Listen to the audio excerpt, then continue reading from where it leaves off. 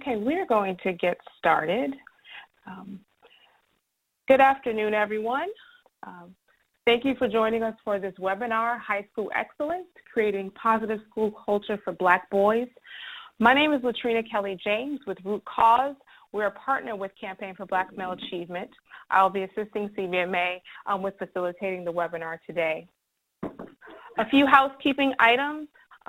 We're going to ask you to please make sure all your phones are muted during the presentation.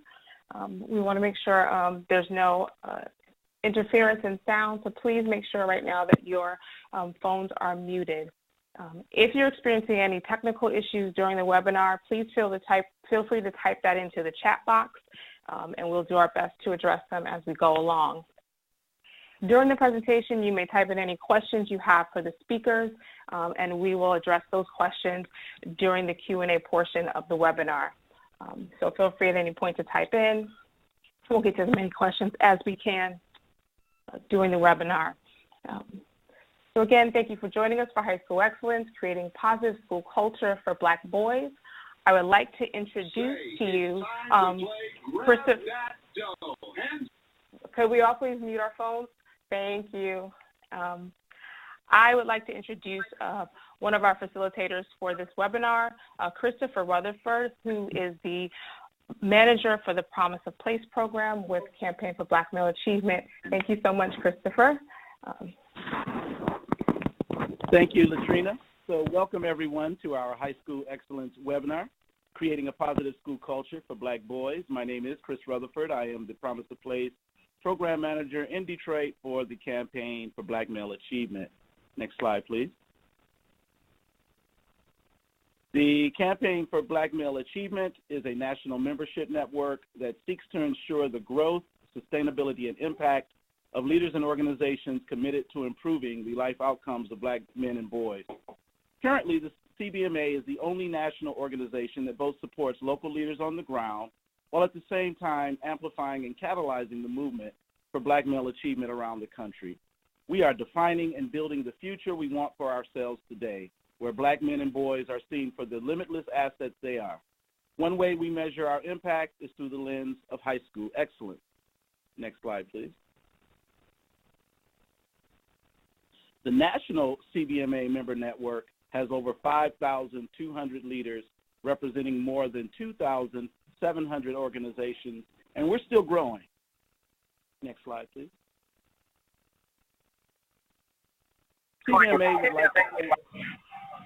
CBMA would like to thank its generous funders, which allow us to do this work on a national scale. We'd like to thank the Health and Society Foundation, the William E. Keenan, R. Keenan Jr. Charitable Trust, the Chicago Community Trust, the Knight Foundation, the Kresge Foundation, the Robert Wood Johnson Foundation, the Skillman Foundation, the Ford Foundation, the J.P. Morgan Chase Foundation, as well as others, including the American Express Foundation. Next slide, please.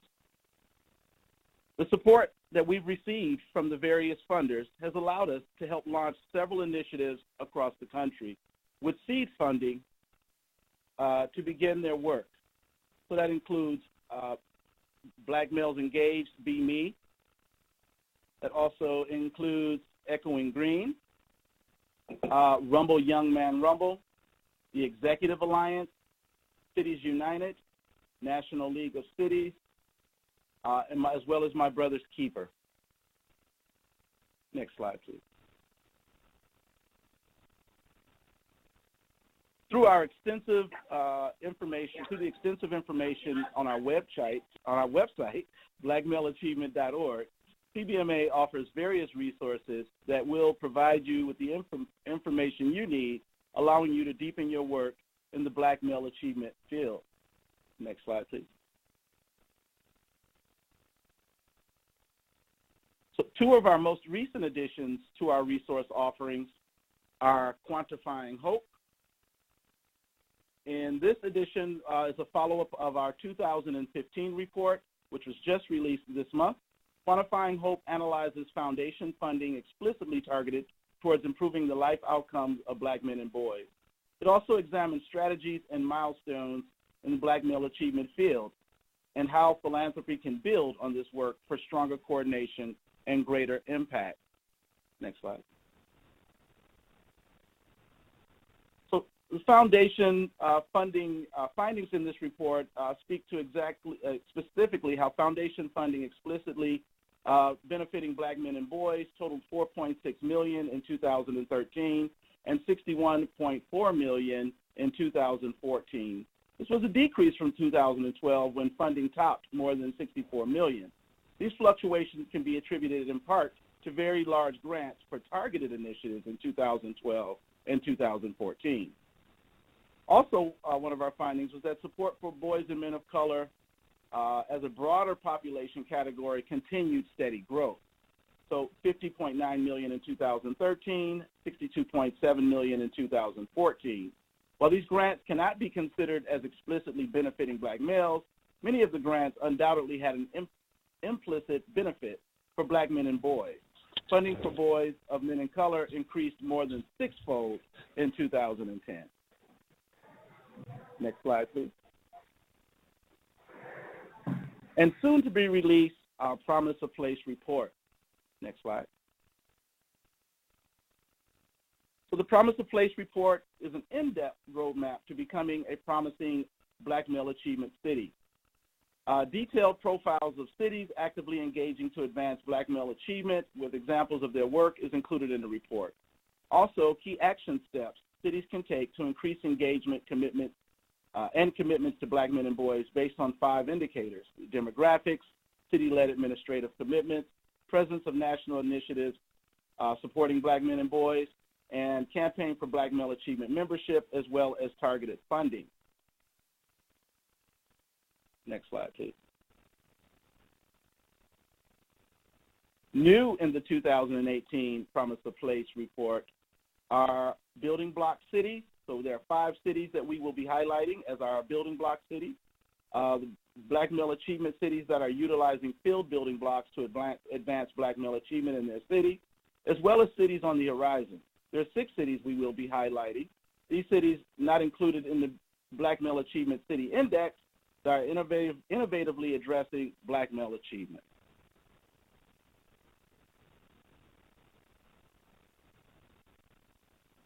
So CBMA has set as one of its bold goals the work of supporting Black males in their growth and development through high school so that they emerge college and career ready.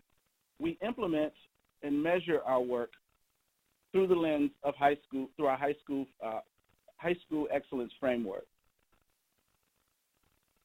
Please listen as one of our partners, Chris Chapman, talks about the urgency of accelerating Black male achievement.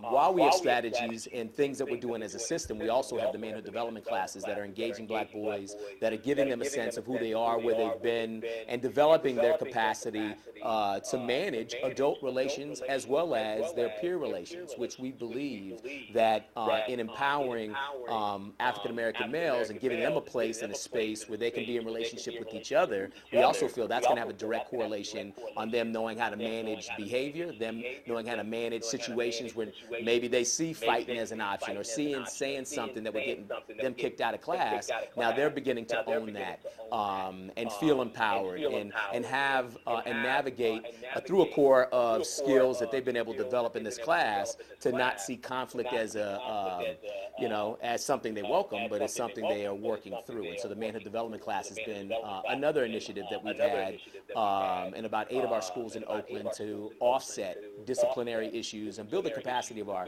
sons and boys to really bring their best self and see other options as it relates to either getting kicked out of class or what have you. The adults that are in service of our children have to be open to, how can we get better at understanding the developmental needs of our children? How can I get better in understanding the cultural needs and the nuances of where our children come from? Some of the most promising practices that we as a district are putting forward to address the needs of black boys and decrease suspension rates. I'll kind of speak several-fold, one of which I'll speak back to again is the importance of the manhood development classes. I mean, I think that's something that, when it has an immediate impact. You get a positive African-American man from the community that's trained in a socio-emotional curriculum that has a structure in class and allow them to work with 25 African-American males. The impact on that kind of process alone, just in the first semester, at our 6 schools that we rolled this out semester 1, we saw an impact in attendance rates of those boys in that cohort compared to the black boys that weren't receiving that treatment. We saw an impact in decrease in incidents of discipline, again, with the boys that were taking the class compared to those that weren't. And then we saw improvement in grade point average. And so, to the degree of which we can create an authentic space for black boys to be okay, not be judged, but also get a better sense of who they are and tether themselves to some values that they can believe, they can hold each other accountable for, that the teacher can hold them accountable for, actually impacts not only their experience in that classroom, but their experience in that entire school day. In order for us to manifest our goals, our dreams, our visions, our outcomes, we cannot do that in isolation of the community. So we know that our strategic plan, our success is tethered to our ability to be in relationship with all community stakeholders. And to that end, we have forged an extraordinary relationship with our health service providers. We know that here we are in a classroom pushing academic rigor and having high academic standards, but if we're not meeting the health needs of our children and our families, then it's very hard for us to meet the academic needs. And so partnerships like with Alameda County Health and Human Services, Children's Hospital, Atlantic Philanthropies, and a host of others really allows us from preschool all the way to 12th grade to begin to develop this holistic emphasis on the healthy development of our children and families.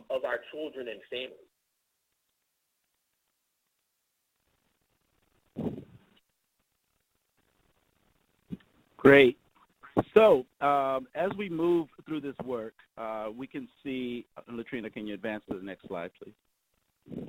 Thank you. So as we move through this work, we can see on the slide that in this somewhat, I would like to call a very simplistic model, that if we identify the needs of black male students, that will lead to what we need to do to meet the needs.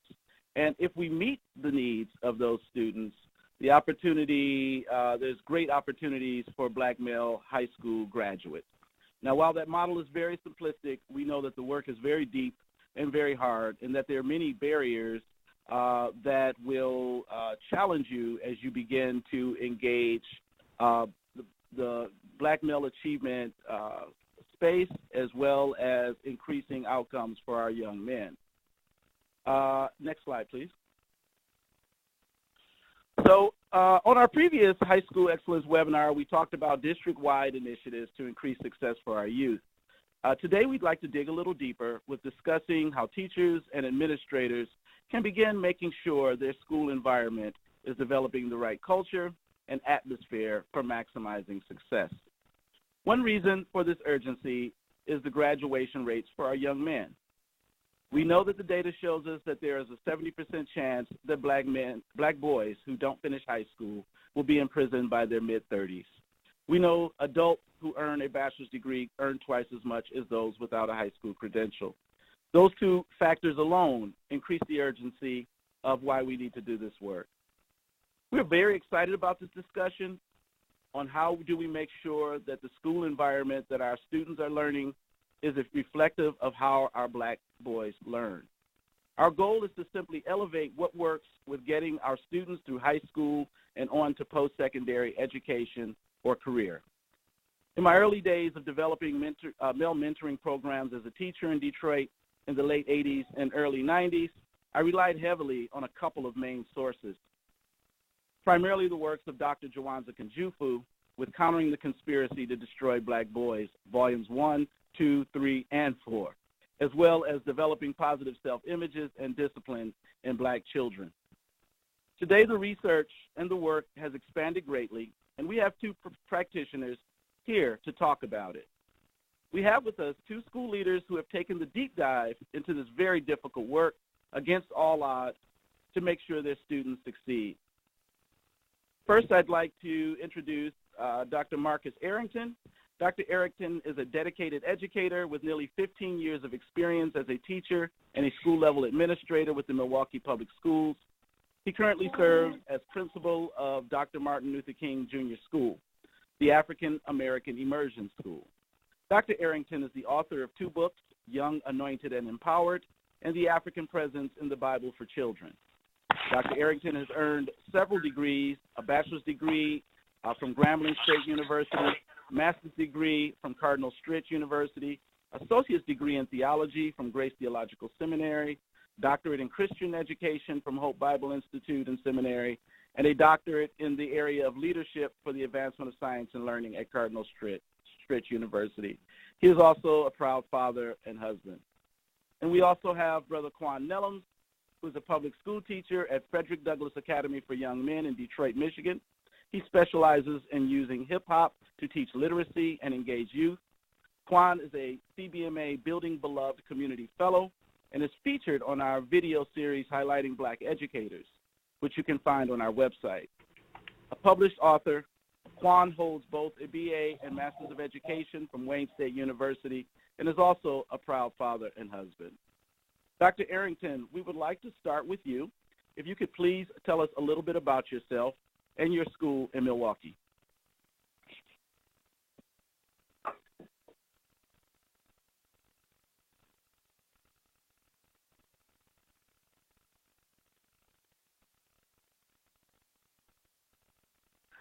Sure. It's great to be on the call. I am a Milwaukee native, primarily, although I moved around a little bit. So my roots through family are in Philadelphia, Pennsylvania. So I have some East Coast blood flowing through me, as well as a little bit of the South in North Carolina, where my father's from. But in terms of actually being reared, I'm a product of Milwaukee Public Schools. My mother actually got a job with NPS, and so I've been around the district for a long time, and I made it a point to dedicate myself to a life of service. As an educator, I believe that teaching is something that all adults have the responsibility to do, and I believe that each adult is a teacher, whether they voluntarily decide to be so or they are doing it by the example that they set. But when I was 18, I knew in my heart that I wanted to be an educator based on the conversation that a black male teacher had with me about quitting my physics class. And I wanted to give up on it. I wasn't doing well, didn't like it, had senioritis. But nonetheless, he encouraged me. He took time out of his busy schedule, and that really impacted me in a great way, and I was inspired. And from that point on, I knew that I wanted to inspire other young black males in the same way. And so went to school to be a teacher, social science education major, and I ended up coming back to Milwaukee to begin my teaching career. And unbeknownst to me at the time, I did not, know that I would be a elementary school principal and have the opportunity to impact a number of young people that I have. I've been fortunate to serve over the course of several years. But Milwaukee is a very interesting city. Again, being a product of NPS, I knew the rigor, the challenge that it presents in terms of the dynamics of elementary, middle school, and high school. But I had a heart for high school students, and so that's where I began my journey. And I would say my eyes really became open to what it takes to be an effective educator of black children, and particularly black males, through some of the research that I was exposed to. I had an opportunity as a first-year teacher to go to a conference that was put on by Dr. Juwanza Kunjufu in Chicago, and it really changed my life. I began to read more. I went from, him to Naeem Akbar, listened to people like Barbara Sizemore, and the list goes on. And so I was constantly feeding that zeal that I had to make a difference in the lives of young people of color, namely African-American children. And so it makes sense that I'm here where I am now as principal of Dr. Martin Luther King Jr. School. Been here now this is my 4th year, and this school has a rich tradition. It is actually an African-American immersion school, and so the concept is that through culture, we can help to resurrect, I would say, the life satisfaction possibilities of the young people in our community, specifically our black males. This school was actually born out of a desire by parents, community members, and other concerned educators to address the myriad difficulties and issues that black males in the city of Milwaukee were having. And this is going back to the late 80s, early 90s. Interestingly enough, we're having some of the same issues now. And so my quest is to co-labor with my colleagues to create a school that has conditions that embraces our boys, embraces the assets that they are and that they can become, but more importantly, really understands what it takes to, as rapper Rakim used to say in one of his songs, to move the crowd. And we believe that, or I should say I believe that a lot of the difficulties are occurring with many of our boys is because a lot of individuals who are in front of them don't know what moves them, don't know how to connect with them at a visceral level, as well as intellectual and social. So I think it's great work. It's work that needs to be done, and I'm happy to be a part of a movement to bring restoration to our young people. Thank you, Brother Dr. Arrington. I recall visiting your school in Milwaukee, and I was quite impressed with the work you have done there as well, most importantly, with your students. Next, we would like to have Brother Quan Nelloms. Tell us a little bit about yourself, Quan Nelloms. All right. My name is Quan Nelloms, teacher here in Detroit for the past 15 years. Currently, I'm at Frederick Douglass Academy for Young Men. We're the only all-male public school in the state of Michigan. Born and raised in Detroit, product of Detroit public schools. I was a student that benefited from, just mentors, older adults stepping in, teachers stepping in, and really pouring into me at a very early age. So although my track wasn't, I didn't know I wanted to be a teacher until I got into college, and I had the opportunity to volunteer at a local public school, a middle school, Peter Vital in Detroit. At that school, they, as a young college student, they had me really work with middle school boys, really working on behavior. I was able to start a program for middle school boys, after-school program called Harambe. And with that, I just saw exactly what, community engagement, what really teaching, black boys really was all about. And so I was a material science engineer at Wayne State University. I switched my major to education within a year of me volunteering at the school. And so my whole trek through teaching was basically trying to really give back what was given to me as a young student. And so, right now, the school that I'm at, I've been here for the past 7 years. And so really just trying to really impact these boys. Right now, the school actually serves students 8th grade, 6 to 12. So we get them from middle school all the way through high school. And, the old adage and proverb that says it takes a village to raise a child, I really wanted to try to see what would happen if the community really wrapped its arms around a school, and in particular a school that caters to all black boys. And so since I've been here, just being able to have partnerships with CBMA, with community members, with parents, that really help to put, work to advance the school, really to make an impact on black boys, providing them the holistic wraparound services, everything from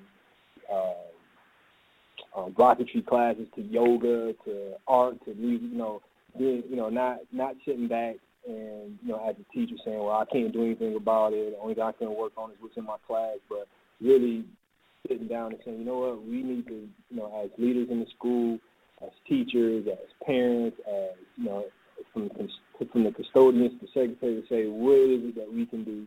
You know, we can't, it would be lovely if the, you know, the Board of Education, it would be lovely if the superintendent, the school board, state school board, the government stepped in, but we don't have time to wait for them. So whenever they do come in, you know, we'll already be having things done and getting things ready for our young people. So that's been a mantra since I've been here, is to get it done ourselves. You know, mobilizing the community, the parents, every stakeholder that's in the school to really do the things that's necessary to educate our boys on a holistic level. Thank you, Brother Nelloms. We also want to highlight that the Frederick Douglass Academy for Young Men is the only public school all-male academy in the state of Michigan. So, gentlemen, I have a couple of questions for you, and then I want to turn it over to our audience to ask questions. But first, I'd like, and Brother Nelloms, we can start with you. Tell us about your path to creating a positive learning environment for Black boys, and what were some of your barriers? We are leaning in with you on the Frederick Douglass Academy Promise.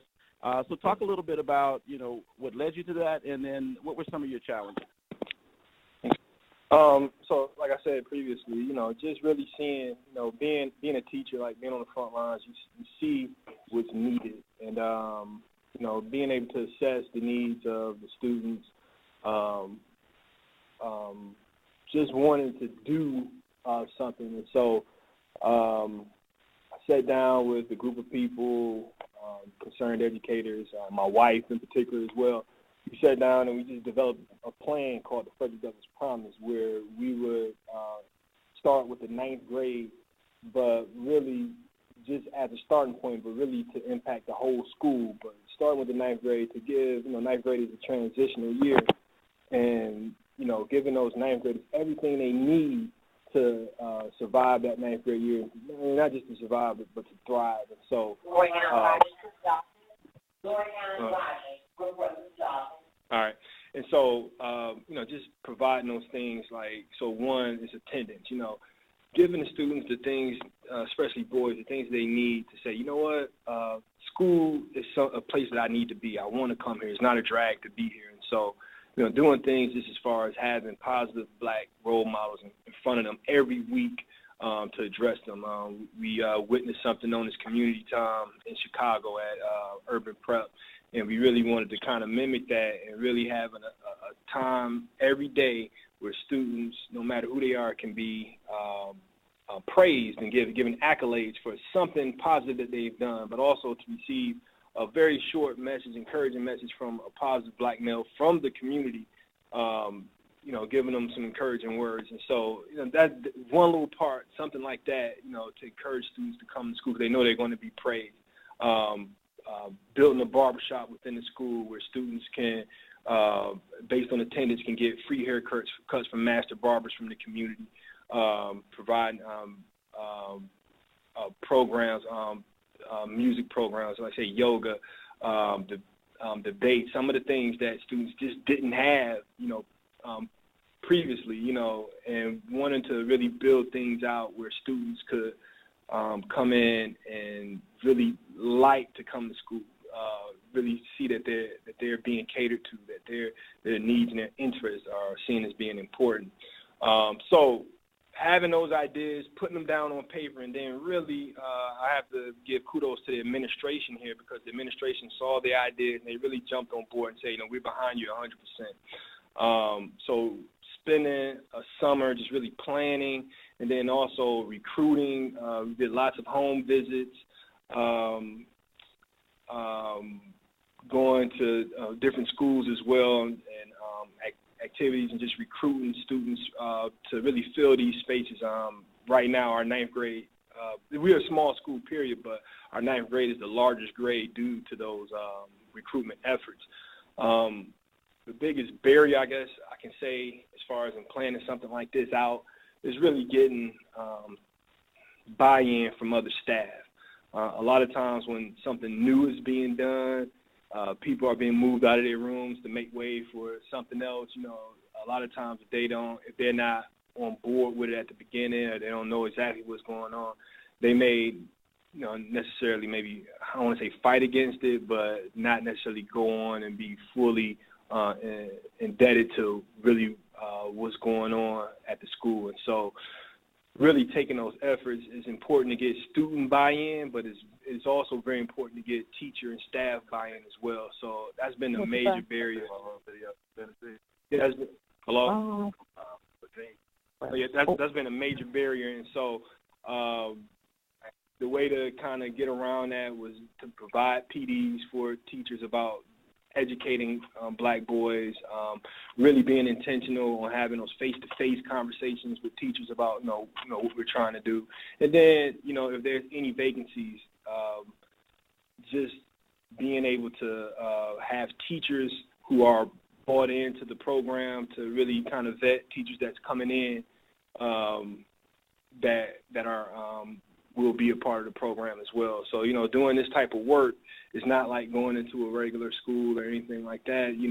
If the focus is, hey, we're trying to assist black boys in succeeding, it's like everybody involved has to get those special trainings to build their toolbox on dealing with black boys, but also to give them that inspiration they're going to need to be inspired to be that person who's going to impact black boys as well.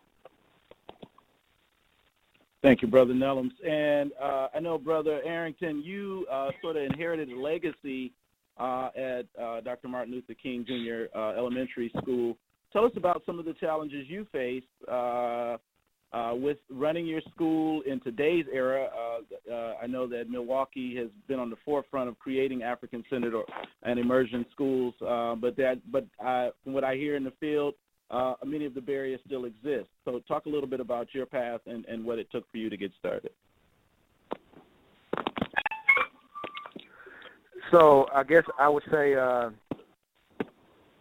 initially when I arrived at MLK, I really wasn't shown the pathway, I guess, of the African American Emerging Program. I learned really through a teacher who brought me up to speed, actually gave me a program report that was written in 1995, and so I began to study it, meditate on the different components of the program, and also I was able to gain access to some of the research that was done.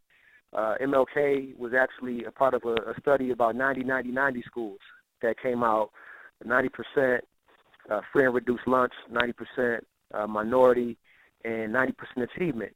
And during the time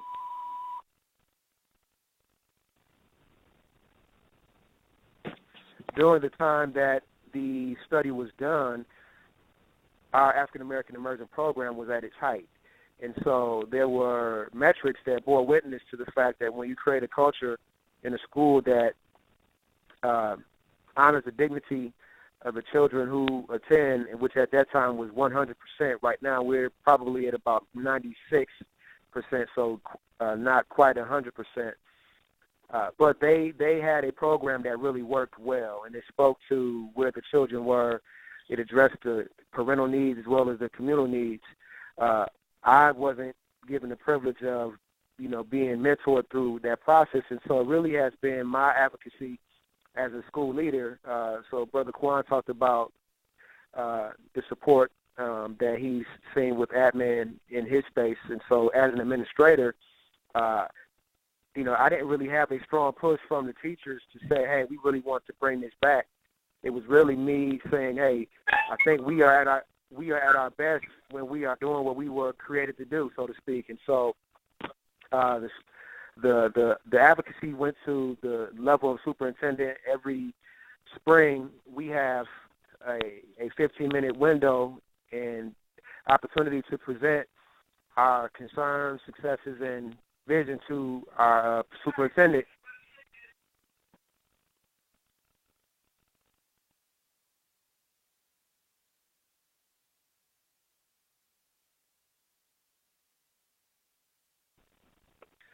that I wanted to bring what we call AAI back to MLK, and that I believe that it would help us to get the most out of our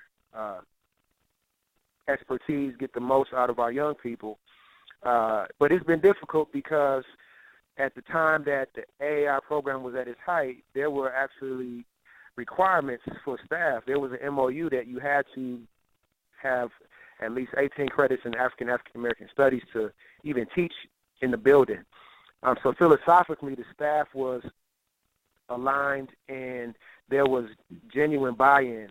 I don't have the pleasure of really having that perspective amongst all of my staff members. Only out of everyone that actually works here, there's only one person who actually majored in African-American studies.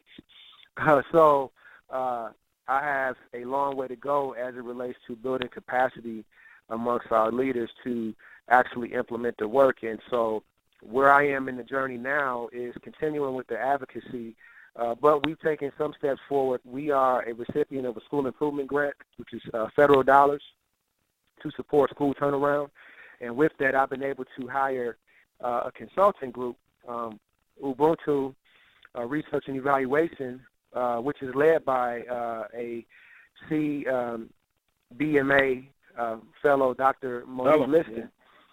Yeah, so she's here with her team, and she's helping us to rebuild our curriculum. In fact, we have a draft of it where at every grade level there are specific objectives that will be covered. And we're really starting with school culture now, introducing various practices in our morning meetings. We call them Ibangi, which is a term from the Bantu language, which means a room without walls. And it's really a time for community where the village comes together to be inspired, to share information, to hold each other accountable, and to govern itself. We lift up Kwanzaa in a very major way every year. We are Turnaround Art School, which is a program that was birthed out of the Obama administration, again, to support school turnaround. And so with that, we're able to infuse art with the cultural aspects. And so aesthetically, I believe that our children feel good about being black because we make sure that we lift up positive imagery, and we want to get immersed, to use that term, our young people in what we believe is positively black, particularly our black boys, so that we can counter a lot of the menacing depictions that they may see via social media, movies, television, music, and so on. So that's where we are now. I think I do have support at levels that are above me, and it's a matter of walking through the process to make sure that we build a plan that is sustainable. One of my challenges is making sure that at whatever point I move on, that the work doesn't cease. Fantastic, and we also want to make sure we give a recognition to Dr. Darian Driver there, Superintendent for Milwaukee Public Schools, who has just been a tremendous partner with the Campaign for Black Male Achievement. So I have one more question actually for you all, and then we want to make sure the audience has time to get some of their questions in. So Quan, so I know, Dr. Arrington, you told us a little bit about some of your early influences with regard to the work with young boys and men. Quan, what about yourself? Who were some of your early influences in terms of writers and researchers in this space for black boys? Yeah, definitely, like you guys said, Jawanza Kinjufu.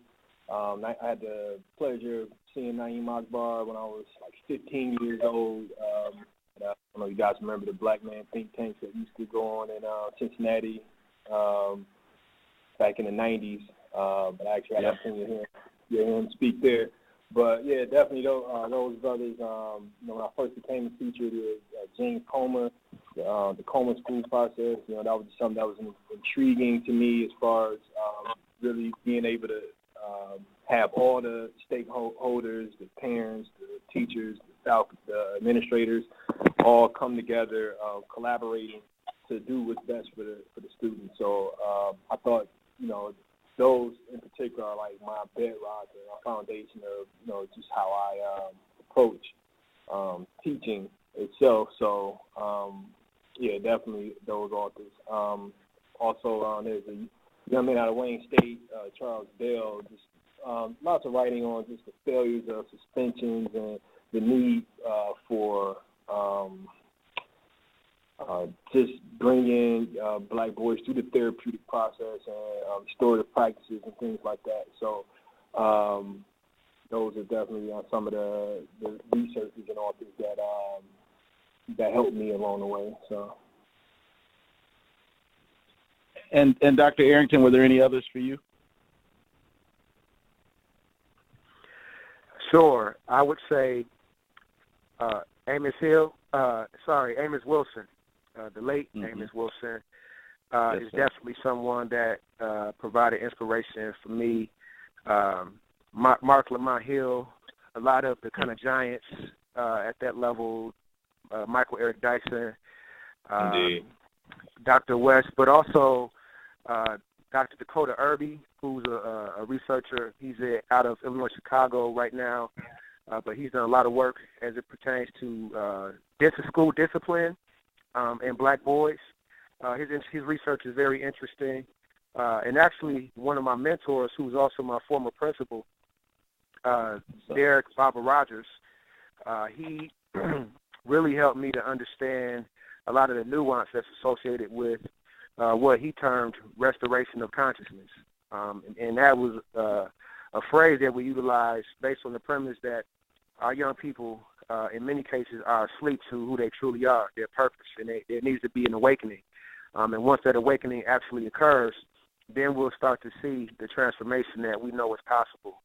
And so, the list could go on, and I would say even who I'm reading right now, or of late, Dr. Jeff Duncan Andrade out of San Francisco State University has some very instrumental writing as it pertains to critical pedagogy.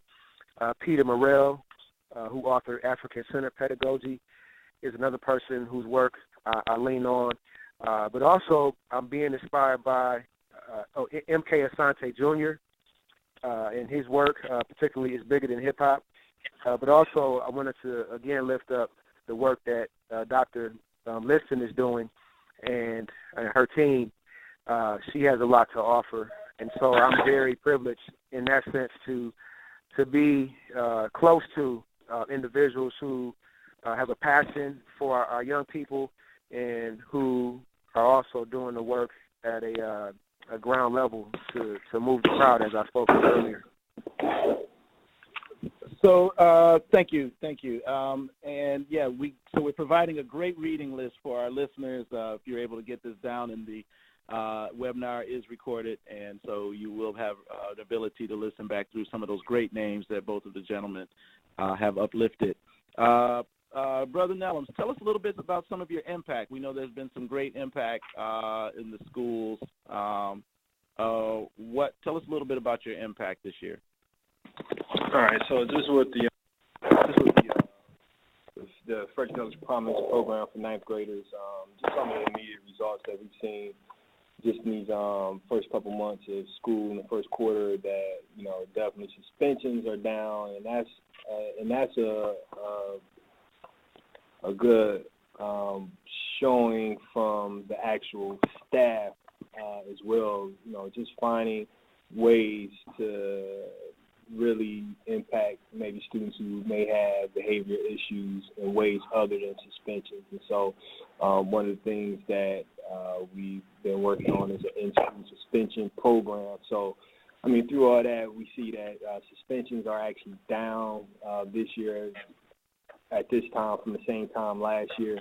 Also, attendance is up for this year as well, when compared to the same time last year. Then also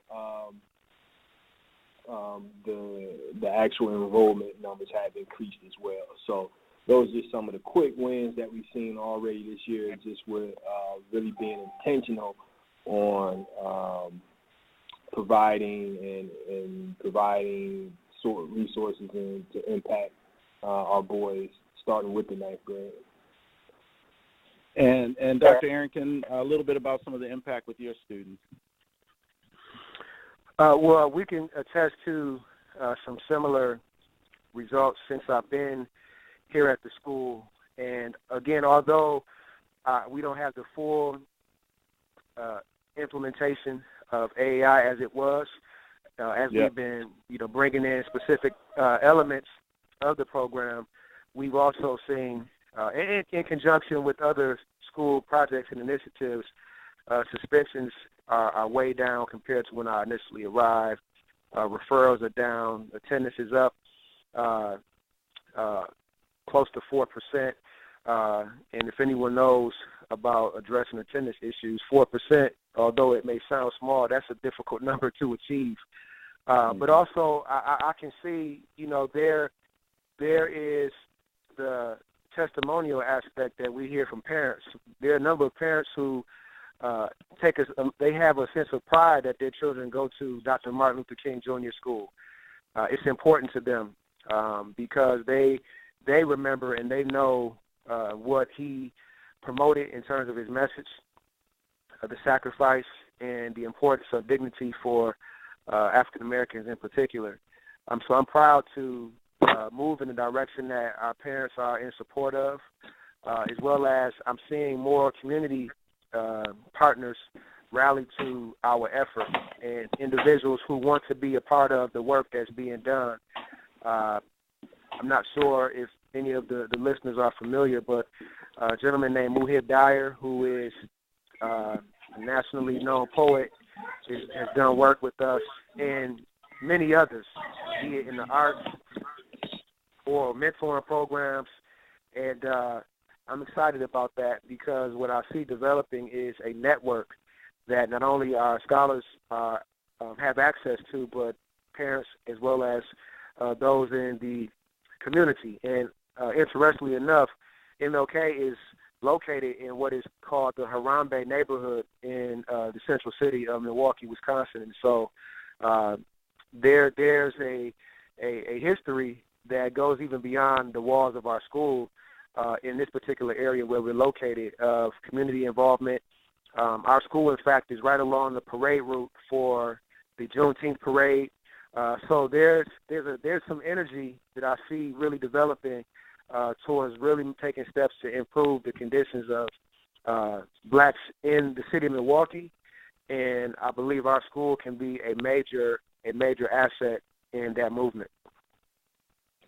Thank you. You alluded to some of the response from your parents and community, which was part of my next question. I think, Latrina, if there are questions in the chat box, we can go to those now from our audience.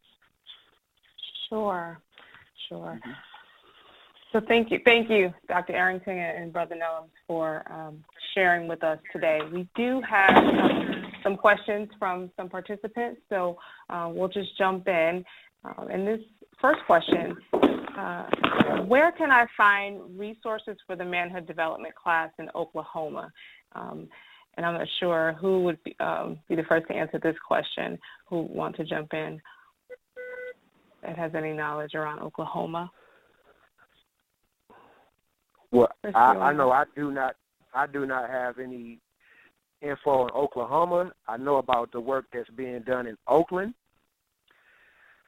So I'm not sure if the person who presented the question maybe got the cities mixed up a little bit or not, but I'm not familiar with the work in Oklahoma, but I am a little familiar with the work that's been done in Oakland. Okay.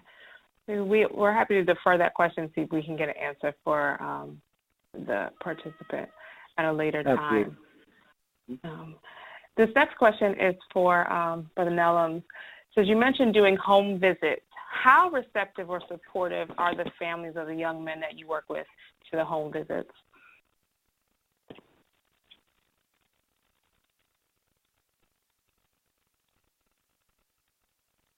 Brother Nelloms, are you still with us? I'm sorry, can you hear me? Yes, we can hear you. Okay, yeah. So, the families were very receptive. In fact, lots of recruitment happened because of family members who just so happened to stop by while I was meeting with parents of potential students. And so there wasn't any kickback. I would just call and set up an appointment date. And part of the reason we didn't get it wasn't an issue is that we gave them options. So either I could come out to them, or we could set the time where they just work at the school, or we can meet somewhere near their home or at a central location or something like that. So the parents were very receptive. That paid dividends to be able to meet the students in their homes, their parents in their homes before they even step foot in the school. You know, that was definitely helped out with just building that community, and having that just a culture of community within the schools. And so, like, one of the things that we rolled out was all the parents and teachers for the ninth graders are on a group meet chat. And so we can, if there's any kind of announcement that needs to be put out, you know, so not only do we do the phone calls, but we can do the group chat, and we've also make home visits. And because of that, building that community, you know, a lot of times with public schools, you know, we hear that, you know, a parent-teacher night is, you know, sparsely attended. And so one of the things that happens here is that every time we have a parent meeting, we have lots of parents that shows up. And, you know, since I've been a teacher in the district, you know, I've never experienced it like that. But, you know, one thing now, and I credit it to the home visits and the personal calls, you know, not necessarily using a robocall, but having those personal calls with parents, that I think that helps just to build that community with parents feel like that, you know, they'll come out with that personal invite, you know, they can put a face and a name to the person that they're talking to. So absolutely, that's been an experience. Absolutely. So our next question is in reference to the Manhood Development class again. Was this class assigned to specific students, or was the class made available to all African American males in the school? I believe this is for Brother Nelloms. Are you the Manhood Development class? Can you talk a little bit about that? All right. So Manhood Development class. I don't have anything called a Manhood Development class, but just as far as the Frederick Douglass Promise program, that's something that's rolled out for ninth graders. But as you know, for each year, you know, like, so next year it would be 9th and 10th grade. You know, subsequent years be 9th, 10th, 11th, et cetera. But just focusing on 9th grade, getting all our numbers right, seeing what works, what doesn't work. We started with the 9th grade, and so it's just the things that we offer is just for 9th grade students. We've added an extra hour to the day just for 9th grade students, because everything that we had for students, we just didn't have enough time during the day to get it all accomplished. With the parents' blessings and students, you know, buy into it, we add an extra hour to the day. And so, like, right now we're in our 8th hour right now, and so this is, you know, 8th hour consists of things from reading, literacy core, helping students to reading literacy attainment, to right now they have a anime club that's going on right now. So from music to wrestling to art to my program dealing with hip-hop called Literacy Society, you know, all these different programs go on in the 8th hour where students definitely have a choice. And this is really an enrichment time for students. And so although it's only for 9th grade, you know, it's intentionally made for the 9th graders, we don't turn away any student that wants to come down and be a part of it. So so to answer your question, yes, it's only for 9th grade, but, you know, we don't turn away any student that wants to be a part of the in particular, the 8th hour. Great. So the next question, go ahead, Chris. Sorry. No, I'd like to quickly respond to the question regarding Oklahoma City. Oklahoma City is listed in our first Promise of Place report, 2015, as in our Black Male Achievement City Index. And so there's a lot of on-the-ground work that needs to take place in, say, Oklahoma City. And what we found is that in places where there's not a lot going on, someone in that city, we look forward to leadership taking the initiative and creating it. So there may not be a Black Male Achievement Network in Oklahoma City, but you're certainly welcome to become a member of CBMA and stay updated on the activities and things that are going on in and around the Black Male Achievement space, and maybe be the catalyst to grow the work in Oklahoma City or Oklahoma, the state of Oklahoma yourself. So that's all I wanted to add. Thank you. That's great, Chris. Great. So we have time for about one more question, and I'm going to ask our presenters to be as succinct as possible in lieu of time, but I think it's a good question. So the participant says, I'm also from Detroit, born, raised, and educated. My teachers and school administrators were African-American, and not until I found myself supporting students in academic environments that are predominantly white in many schools, primarily because of our population demographics and logistics. Person is in Denver. Their question is, given these data points, how might we leverage some of the lessons learned here and deploy them with buy-in in schools where our boys are not heavy in number but dominant in the number regarding suspension rates?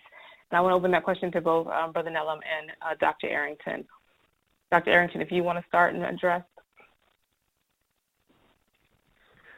So that's a great question. It's interesting. I have a colleague who is now at a suburban high school, and that very reality is what he's dealing with.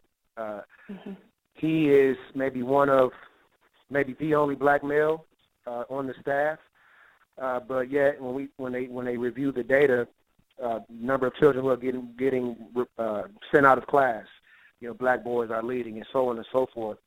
So I think that a lot of work is done in terms of, or a lot of talk is related to getting teachers to buy in and shift their paradigm and their perspective as it pertains to African American males.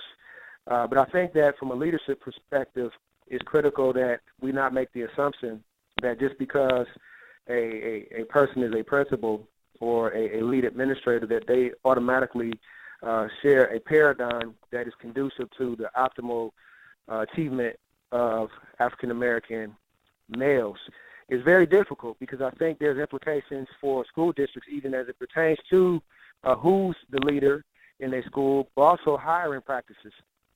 The fact is professional development is expensive, and there's a lot of people doing the work, but to assume that PD can address all of the issues, I think is a bit fantastic. I think school districts have to be held accountable, and maybe this can be where the community pushes back or leans in a bit more to say, hey, we have young people who are in grave need in a lot of these schools, and while certain needs may not be met, we notice that the data reveals that they are leading in these negative areas. I think school districts have to look at, their recruitment and retention policies. Look at the evaluation systems. What are teachers being held accountable for? What are school leaders being held accountable for as it pertains to equity, as it pertains to what is best practice? So it's a very layered question to answer in terms of the various levels that you have to address, in my opinion. But it is definitely a collective effort, and I think opportunities such as this webinar are great for individuals to share what is working, and oftentimes as a principal, that's how many of us become inspired and we begin to have our questions answered when one of us begins to talk about the work that's being done. So I think even access to more individuals who are experiencing success, so that others who may not have some of the same programs at that particular time can, be inspired and also develop the courage to do some things different and take some risk. I could continue, but I think that that right there is enough to begin to, I think, ask questions of those who are leading departments at a district level, leading schools, and also in the classrooms. Okay. Thank you, Dr. Arrington. Quan, Brother Nello, did you want to add very quickly a few last words? Yeah, and I just want to agree with Dr. Arrington that those, I don't know if the person who wrote that comment is actually working in the school, but even if they're not working within the school, it's very important for concerned adults, whether they're teachers or community members or faculty, to be advocates for this type of thing, be advocates for, if there's a situation, Michigan is similar where, Detroit, Benton Harbor, Flint are like the black cities, Pontiac are like the black cities, but you have a number of school districts in the city, in Michigan that are predominantly white, but you'll see with the numbers that black students, in particular black boys, make up the suspension numbers. They make up the people that's recommended for special classes and things of that nature. Mm-hmm. And so it's very important for teachers, for concerned adults to be advocates for this for students who are being caught up in this type of thing. Just a quick story. I have a friend that's a special education director for one of the charter school systems in the city, in Michigan, and one of her roles is to advocate for this type of thing where you have a black kid that's suspended for something, and then another student who's not black does the same thing and not get suspended. Those type of, like Dr. Arrington said, to question those type of practices, say, why is this being done? What was different this time? And that those type of questions, those type of holding people, to a standard, that comes from the concerned adults being advocates for black boys. Thank you. Thank you, Brother Nello. We do have more questions. Unfortunately, we are out of time.